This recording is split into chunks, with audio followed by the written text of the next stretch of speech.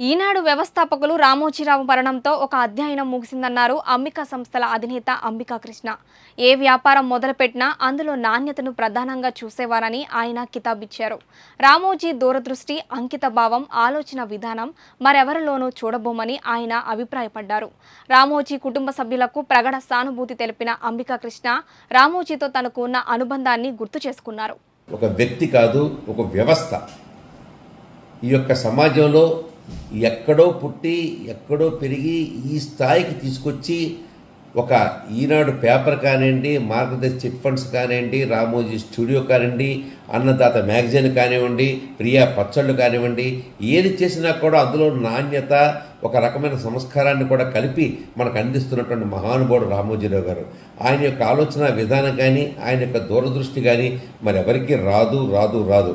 నిజంగా జనరల్గా అంటుంటారు, ఇలాంటి వ్యక్తి పోతే ఒక చరిత్ర ముగిసింది, ఒక అధ్యాయం ముగిసింది అంటుంటారు. నిజంగా అందరికీ అది నాకు తెలియదు, కానీ నిజంగా రామోజీరావు విషయంలో ఒక చరిత్ర, ఆయనది ఒక అధ్యాయం ముగిసింది. రామోజీరావు గారు అంటే నాకు ఎంత ఆప్యాయత, ఎంత గౌరవం అంటే ఆయన ఎక్కడ కనపడినా కూడా నేను పాదాలకు నమస్కారం పెట్టామండి. మా అగరబత్తీలు కూడా ఆయన 2-3 ప్రోడక్ట్లు కూడా ఆయన రిలీజ్ చేశారు ఆయన చేతితోటి.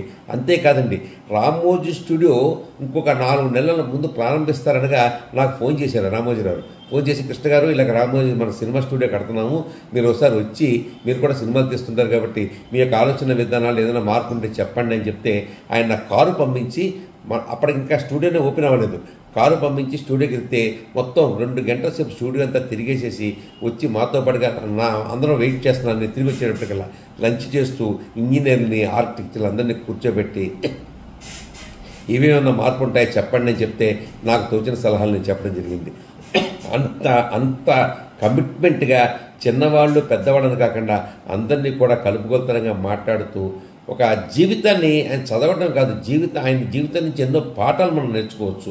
ఇప్పుడున్న ఈ రోజున ఉన్నటువంటి యువతకి ఆయన యొక్క జీవితం ఒక ఆదర్శం, అందులో ఏ రకమైనటువంటి డౌటే లేదు.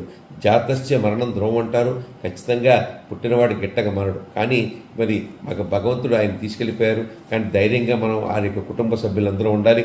ఆయన యొక్క ఆశీస్సులు ఈ ఆంధ్రప్రదేశ్కి ఎల్లప్పుడూ ఉండాలని చెప్పి నేను మనస్ఫూర్తిగా కోరుకుంటూ రామోజీరావు ఆత్మకి శాంతి చూగాలని చెప్తూ మరొక్కసారి నమస్కారం.